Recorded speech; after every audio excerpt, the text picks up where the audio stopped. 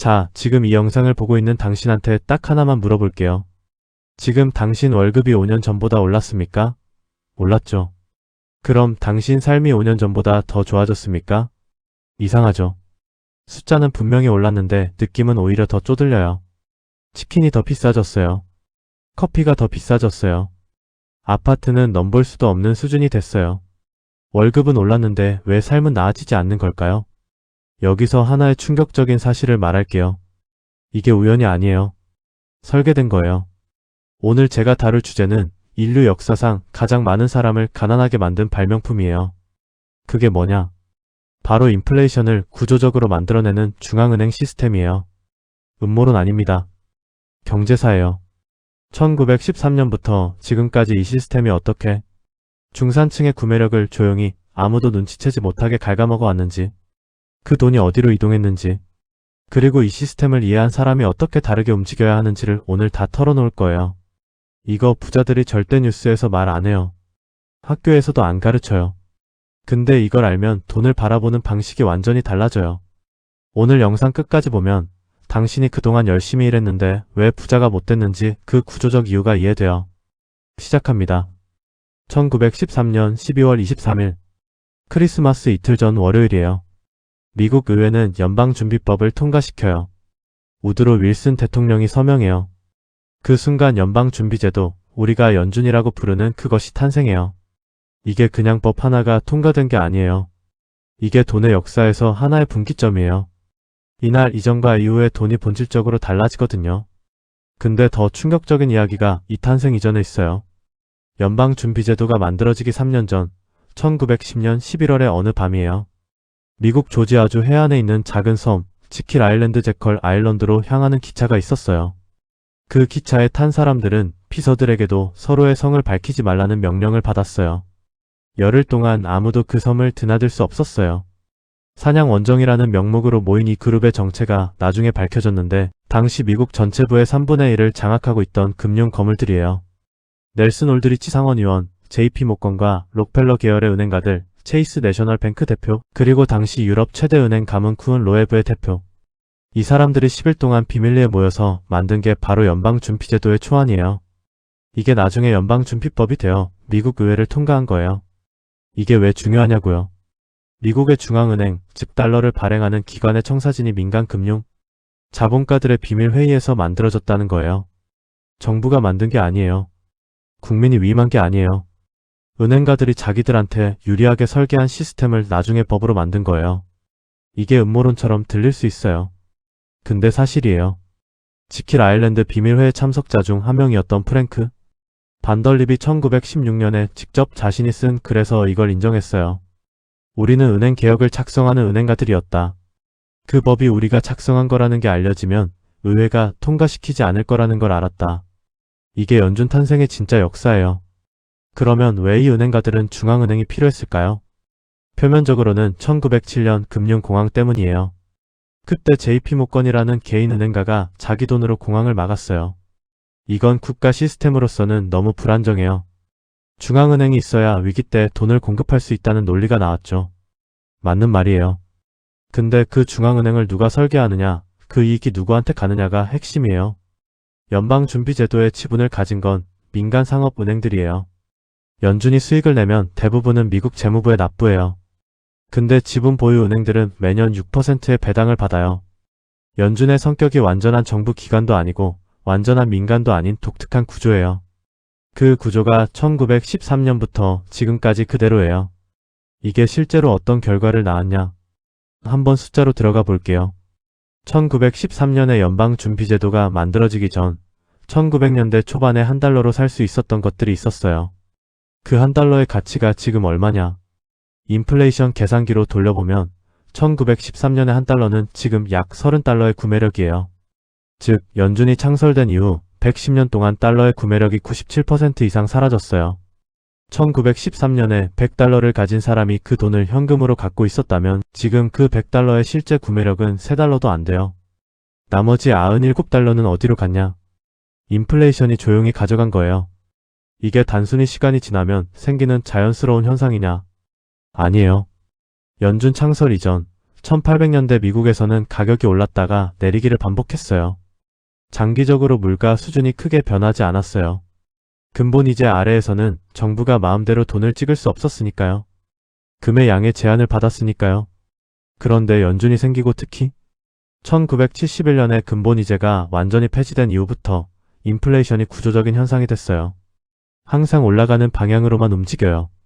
가격이 내려가지 않아요. 이게 우연이냐? 아니에요. 이게 시스템 설계예요. 여기서 세뇨리지 시그니어리지라는 개념을 알아야 해요. 한국말로 화폐 주조 차익이라고 해요. 돈을 발행하는 기관이 발행 행위 자체에서 얻는 이익이에요.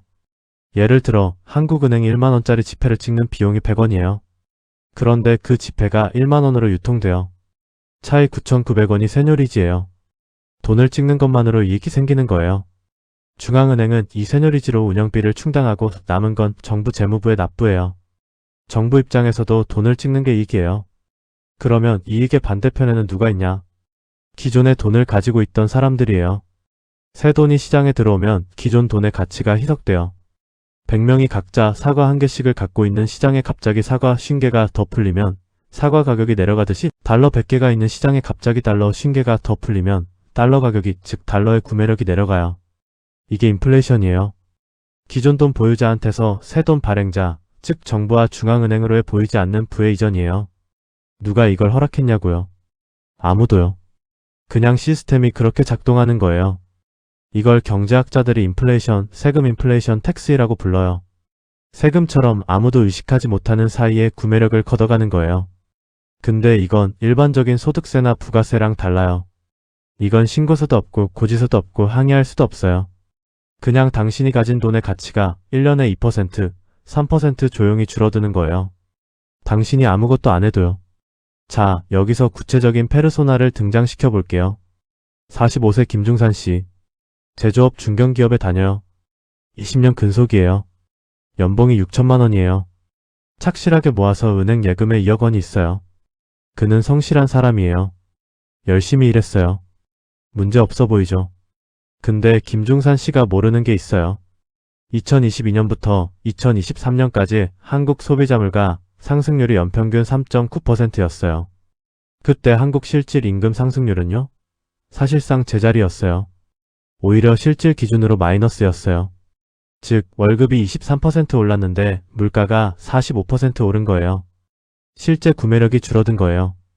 그의 통장에는 숫자가 조금 올랐는데 그 숫자로 살 수 있는 건 더 줄어들었어요. 그리고 그의 은행 예금 2억 원은 어떻게 됐냐? 은행 예금 금리가 2% 3%였을 때 물가가 4% 5% 올랐어요. 실질 수익률이 마이너스예요. 2억 원이 2억 원이라는 숫자는 유지됐는데 그 2억 원의 실제 구매력이 1년 동안 약 12% 줄어들었어요. 2억 원에서 1%면 200만 원이에요. 아무것도 안 했는데 1년에 200만 원어치 구매력이 사라진 거예요. 조용히요. 반면 그 옆에 45세 김자산 씨가 있어요. 같은 연봉이에요. 근데 2억 원을 현금으로 갖고 있지 않아요. 2013년에 서울 아파트를 담보대출 끼고 샀어요. 그 아파트가 지금 어떻게 됐냐? 2015년부터 2025년까지 서울 아파트 가격이 얼마나 올랐냐? 2025년에 서울 아파트 평균 매매가 상승률만 11.19%였어요. 인플레이션이 김중산 씨한테는 보이지 않는 세금으로 작용했지만 김자산 씨한테는 그의 부동산 가치를 올려주는 엔진으로 작용한 거예요. 이게 바로 인플레이션의 양면이에요. 현금을 가진 사람한테는 독이고 실물 자산을 가진 사람한테는 약이에요. 특히 대출을 끼고 실물 자산을 산 사람한테는 이중으로 유리해요.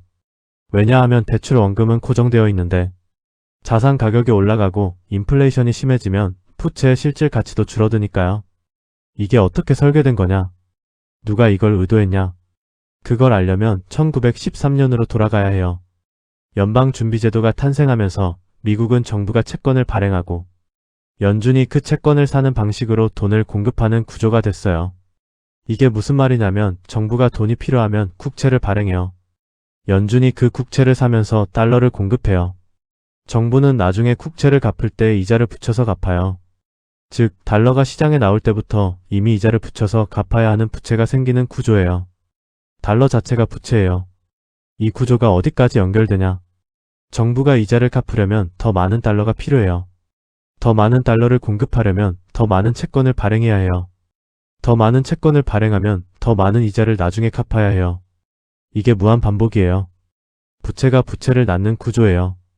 시스템 자체가 무한정 통합 팽창을 필요로 해요. 그리고 통합 팽창은 인플레이션을 만들어요. 이게 구조적이에요. 우발적인 게 아니에요. 2025년 현재 미국의 국가 부채는 GDP를 훌쩍 넘어요. 이자만 1년에 수조 달러예요. 이 이자를 갚으려면 더 많은 달러가 필요하고, 그러려면 연준이 더 많은 돈을 찍어야 하고, 그러면 인플레이션이 오고. 이 사이클에서 탈출하는 방법이 없어요. 시스템이 그렇게 만들어졌어요. 근데 잠깐요. 이게 왜 오늘날 한국 사람인 우리한테 관련이 있냐? 한국도 같은 구조니까요. 한국은행도 중앙은행이에요. 원화도 본원통화와 신용창조를 통해 팽창해요. 한국 정부도 국채를 발행하고 한국은행이 그 국채를 사는 구조가 있어요. 한국의 정부 부채가 지금 GDP의 48.6%이고 KDI 전망으로는 2030년에 64%를 넘어설 거예요. 이 부채를 갚으려면 어떻게 해야 하냐? 세금을 올리거나 돈을 더 찍거나 둘 중 하나예요. 그리고 역사적으로 정치인들은 세금을 올리는 것보다 조용히 인플레이션을 허용하는 걸 더 많이 선택했어요. 왜냐면 인플레이션은 눈에 안 보이는 세금이니까요. 이제 역사 속 최악의 사례들을 봐요. 이게 극단적으로 터지면 어떻게 되는지 알아야 해요. 1919년부터 1923년까지 독일 바이마르 공화국 이야기예요. 1차 세계대전에서 진 독일이 연합국한테 전쟁 배상금을 요구받았어요. 그 규모가 천문학적이었어요. 독일 정부는 갚을 돈이 없었어요. 그래서 어떻게 했냐? 돈을 찍었어요. 국채를 발행하고 중앙은행 라이히스방크가 그 국채를 사면서 마르크화를 찍어냈어요. 처음에는 효과가 있는 것 같았어요. 빚을 갚을 수 있었어요. 근데 인플레이션이 오기 시작했어요. 처음엔 10%, 20%, 그러다가 100%, 1000%. 1923년 11월에는 한 달러를 사는데 4조 2천억 마르크가 필요했어요. 물가가 이틀마다 2배씩 뛰었어요. 빵 한 덩이를 사려면 손수레에 마르크 지폐를 가득 싣고 가야 했어요. 사람들이 지폐로 벽난로에 불을 때는 게 나무 사는 것보다 싸다는 말이 나왔어요. 이게 실제로 일어난 일이에요. 이 하이퍼인플레이션에서 살아남은 사람이 있었어요. 누구냐? 달러나 금 같은 외화를 갖고 있었던 사람들이에요. 부동산을 갖고 있었던 사람들이에요. 실물 자산 보유자들이에요. 반면 은행 예금을 갖고 있었던 중산층은 하루아침에 모든 걸 잃었어요. 평생 모아둔 저축이 빵 한 조각 살 수도 없는 종이 조각이 됐어요. 중산층이 소멸했어요. 그리고 그 경제적 절망이 결국 히틀러의 등장으로 이어진 하나의 토양이 됐어요. 인플레이션이 가져온 사회적 파국이에요. 짐바브웨도 마찬가지예요. 2000년대 초에 무가베 정권이 농지 개혁을 하면서 경제 생산성이 무너졌어요. 세수가 급감했어요. 정부가 어떻게 했냐? 짐바브웨 달러를 찍었어요. 2008년에 연간 물가 상승률이 공식 통계로 2억 3,100만 %가 됐어요. 비공식으로는 수십억 %라는 추정도 있었어요. 짐바브웨 중앙은행이 결국 100조 달러짜리 지폐를 발행했어요. 그 지폐로 달걀 3개를 살 수 없었어요. 계란 3개가 1000억 짐바브웨 달러였어요. 이게 극단적인 예지만 모든 인플레이션의 메커니즘이 동일해요. 정부가 부채를 갚기 위해 또는 지출을 감당하기 위해 중앙은행을 통해 돈을 더 찍고 그 돈이 시장에 풀리면서 기존 돈의 가치가 희석돼요. 중산층이 가진 현금과 예금의 실질 가치가 줄어들어요. 이 메커니즘이 독일에서는 순식간에 터졌고 미국에서는 110년에 걸쳐 천천히 진행된 거예요. 그런데 더 교묘한 게 있어요. 칸티용 효과 CANTILLON 이펙트예요. 18세기 아일랜드계 프랑스 경제학자 리처드 칸티용이 발견한 원리인데요. 새로운 돈이 경제에 투입될 때 그 돈을 가장 먼저 받는 사람이 가장 큰 이익을 봐요. 이걸 편의점 비유로 설명할게요. 동네 편의점 점주 입장에서 생각해봐요. 정부가 지폐를 새로 찍었어요. 그 돈이 제일 먼저 어디로 가냐? 은행으로 가요. 은행이 그 돈을 받아서 기업 대출을 해줘요. 기업이 직원한테 월급을 줘요. 직원이 편의점에 와서 삼각김밥을 사요. 근데 그 사이에 이미 물가가 올라 있어요. 처음 그 돈을 받은 은행과 기업은 물가가 오르기 전 가격으로 물건을 살 수 있었어요. 마지막에 그 돈을 받는 일반 소비자는 이미 가격이 오른 상태에서 사야 해요. 즉, 새 돈의 수혜는 금융 시스템 가까이에 있는 사람들, 즉 은행, 대형 금융기관, 대기업이 먼저 받아요. 그 돈이 사회 전체로 퍼질 때는 이미 인플레이션이 반영된 후에요. 일반 근로자와 중산층은 항상 뒤늦게 그 돈을 받아요. 그리고 이미 오른 가격에 직면해요. 이게 칸티용 효과예요. 시스템 구조 자체가 금융 중심부에 있는 사람들한테 유리하게 작동해요. 이건 의도적인 음모가 아니에요. 그냥 돈의 흐름이 그렇게 되는 거예요. 2020년 코로나 때 이게 극명하게 드러났어요. 연준이 매달 1200억 달러씩 시장에 공급했어요. 그 돈이 제일 먼저 어디로 갔냐? 금융시장이에요. 주식이 폭발적으로 올랐어요. S&P 500이 2020년 저점 대비 100% 가까이 올랐어요. 부동산 가격이 급등했어요. 비트코인이 수십 배 올랐어요. 이런 자산을 가진 사람들은 2020년부터 2021년 사이에 엄청나게 부자가 됐어요. 반면 자산이 없고 현금 월급만 받는 사람들한테는 2021년부터 인플레이션이 찾아왔어요. 식료품 가격이 올랐어요. 에너지 가격이 올랐어요. 임대료가 올랐어요. 돈은 많이 풀렸는데 그 혜택이 자산 보유자한테 집중되고 그 부작용인 소비재 인플레이션은 모든 사람이 똑같이 맞은 거예요. 2025년 한국에서 상위 10% 가구의 순자산 점유율이 46.1%에 달해요. 2022년에 43%에서 더 올라간 거예요. 반면 청년층은 갈수록 자산을 모으지 못하고 있어요. 돈 벌어도 내 집 꿈도 못 꿔라는 말이 현실이 됐어요. 이게 왜냐? 시스템이 자산 보유자한테 유리하게 작동하기 때문이에요. 인플레이션이 올 때마다 현금 보유자는 손해를 보고 자산 보유자는 이익을 봐요. 이 메커니즘이 반복될수록 처음부터 자산이 있었던 사람과 없었던 사람의 격차는 벌어질 수밖에 없어요. 여기서 다층 원인 분석을 해봐요. 왜 일반 중산층이 이 시스템에서 계속 불리한 위치에 있느냐? 개인층위, 사회층위, 시스템층위 세 가지로 봐요. 개인층위에서 보면 금융교육의 부재예요. 학교에서 인플레이션이 뭔지, 중앙은행이 어떻게 돈을 만드는지, 실질 수익률이 뭔지를 안 가르쳐요. 세뇨리지가 뭔지, 칸티용 효과가 뭔지를 안 가르쳐요. 그래서 대부분의 사람들이 은행 예금이 가장 안전하고 좋은 선택이라고 믿어요. 실제로는 인플레이션 앞에서 예금이 구매력을 잃고 있는데도요. 사회층위에서 보면 이 시스템에 대한 비판이 사회적으로 금기시되는 분위기가 있어요. 중앙은행 비판 음모론이라는 프레임이 씌워져 있어요. 근데 오늘 제가 한 이야기는 음모론이 아니에요. 영국 중앙은행이 직접 발표한 보고서, KDI와 한국은행의 공식 통계 PROPUBLICA에 검증된 저널리즘. 이게 다 공개된 사실이에요. 알려고 하지 않으면 모르는 것들이에요. 시스템 층위에서 보면 이 구조 자체가 자기 강화적이에요. 돈을 찍을수록 부채가 늘고 부채가 늘수록 더 많은 돈이 필요하고 더 많은 돈이 찍힐수록 인플레이션이 오고 인플레이션이 오면 자산 가격이 오르고 자산 가격이 오를수록 자산 보유자와 비보유자의 격차가 벌어지고 이 사이클에서 벗어나는 출구가 시스템 안에서는 없어요. 자, 그러면 글로벌 비교를 해볼게요. 한국 가계 금융자산에서 현금과 예금의 비율이 46.3%예요. 거의 절반이 은행 통장에 잠자고 있어요. 미국은요? 미국은 주식이나 펀드 같은 투자 자산 비율이 훨씬 높아요. 영국은 보험과 연금이 46.2%를 차지해요. 한국처럼 현금에 집중된 나라가 없어요. 왜 한국이 이럴까요? 한국 사람들이 특별히 보수적이어서가 아니에요. 1997년 IMF 외환위기의 트라우마가 있어요. 그때 주식 투자하다가 다 날린 사람들이 많았어요. 그래서 세대 전체의 투자에 대한 공포가 깔렸어요. 근데 그 공포가 오히려 지금 더 큰 위험을 만들고 있어요. 은행 예금에 꽁꽁 잠근 자산이 매년 인플레이션에 조금씩 갉아먹히고 있거든요. 반면 미국 사람들은 401k라는 연금 계좌 시스템이 있어요. 직장에 취직하면 자동으로 연금 계좌에 돈이 들어가고 그 돈이 인덱스 펀드로 투자돼요. 그냥 월급 받으면 자동으로 주식시장에 투자되는 구조예요. 은행 예금에 잠들어 있지 않아요. 이게 미국 중산층이 한국 중산층보다 자산 증식에서 유리한 구조적 이유예요. 자, 이제 가장 중요한 질문으로 넘어와요. 이 시스템을 알게 된 당신이 어떻게 해야 하냐? 첫 번째로 이해해야 할 원칙이 있어요. 현금은 자산이 아니에요. 현금은 구매력을 잃어가는 부채예요. 더 정확히 말하면 현금을 갖고 있다는 건 중앙은행 시스템에 매년 23%씩 조용한 세금을 내고 있는 거예요. 인플레이션 세금이에요. 그러면 어떻게 해야 하냐? 현금의 역할을 바꿔야 해요. 현금은 유동성 수요를 위한 최소한만 갖고 나머지는 인플레이션을 이기거나 해지할 수 있는 자산에 배분해야 해요. 32세 직장인 정대비 씨가 지금 어떻게 해야 하는지 단계별로 정리해 줄게요. 첫 번째 단계, 비상금 확보예요.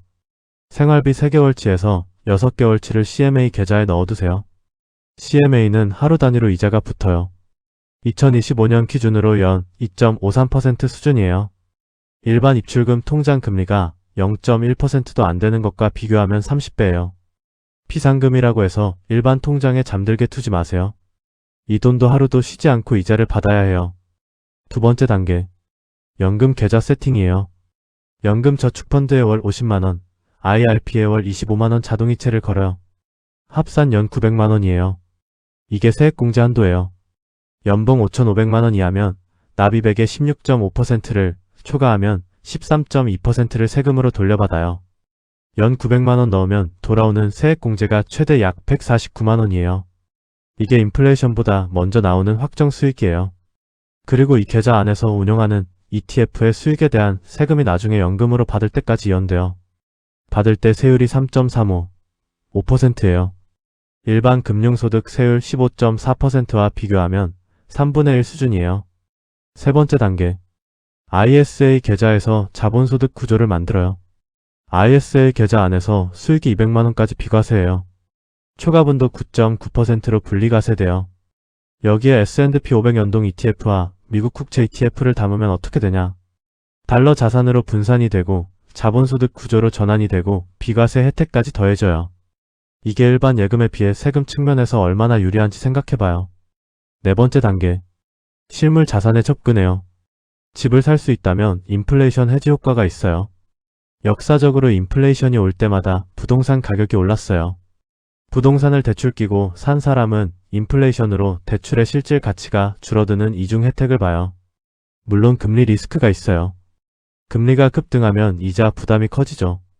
그래서 고정금리로 장기 대출을 활용하는 게 인플레이션 해지 측면에서 유리해요. 그리고 마지막으로 이 모든 것의 핵심은 시스템을 이해하는 거예요. 중앙은행이 돈을 찍으면 인플레이션이 오고 인플레이션이 오면 현금이 불리하고 자산이 유리해요. 이 흐름을 이해하면 중앙은행이 어떤 정책을 발표할 때 내가 어떻게 반응해야 하는지가 보여요. 기준금리를 내린다는 말이 나오면 인플레이션이 올 수 있어요. 자산 가격이 오를 수 있어요. 그 전에 자산을 확보해야 해요. 기준금리를 올린다는 말이 나오면 인플레이션을 잡으려는 거고 자산 가격이 조정될 수 있어요. 현금 비중을 약간 늘리고 할인된 가격에 자산을 살 기회를 기다려야 해요. 이게 개인 경제 계기판이에요. 이 계기판을 항상 보고 있어야 해요. 자, 마지막으로 30세 최각성 씨와 30세 박무지 씨를 비교해 볼게요. 둘 다 연봉 5천만원이에요. 매달 세후 340만원이 들어와요. 최각성 씨는 오늘 이 영상을 봤어요. 중앙은행 시스템이 어떻게 인플레이션을 만들고 그 인플레이션이 현금 보유자의 구매력을 조용히 갉아먹는지 이해했어요. 그래서 즉시 행동에 들어갔어요. CMA 계좌를 메인 통장으로 만들었어요. 연금 저축펀드에 월 50만원, IRP에 월 25만원 자동이체를 걸었어요. ISA 계좌를 열고 월 30만원씩 S&P 500 ETF를 담기 시작했어요. 박무지 씨는 이 영상을 봤는데 나중에 해야지 했어요. 일단 이번 달은 좀 바쁘고 다음 달에 제대로 알아보고 하려고요. 1년 후를 볼게요. 최각성 씨는 연금 계좌에 900만원이 쌓였어요. 세액공제로 약 119만원이 환급됐어요. ISA에 360만원이 쌓였고 S&P 500이 역사적 평균대로 움직이면 수익도 붙었어요. 환율이 원화 약세로 움직이면 달러 자산 부분에서 추가 수익이 나요. 총 자산이 의미 있게 불어났어요. 박무지 씨는요? 월급은 들어왔어요. 근데 남는 돈이 일반 은행 통장에 쌓였어요. 인플레이션 3%로 계산하면 그 돈의 구매력이 1년에 3%씩 줄었어요. 세액공제 한 푼도 못 받았어요. 연말정산에서 추가 납부가 나올 수도 있어요. 5년 후를 볼게요. 최각성 씨는 연금 계좌에 4,500만원이 쌓였어요. 복리 수익이 붙어서 원리금이 더 커져 있어요. ISA에도 1,800만원이 쌓였어요. 총 금융 자산이 이미 6천만원을 넘었어요. 박무지 씨는요? 생활비 쓰고 남은 돈이 통장에 있어요. 근데 그 구매력이 5년 동안 인플레이션으로 15% 이상 희석됐어요. 10년 후를 볼게요. 최각성 씨의 연금 계좌 원리금이 복리 7% 기준으로 1억 3천만원을 넘어요. ISA도 불어나 있어요. 총 금융 자산이 2억 원에 가까워요. 박무지 씨는요? 열심히 살았는데 통장 잔액이 크게 차이 나지 않아요. 인플레이션이 조용히 갉아먹었어요.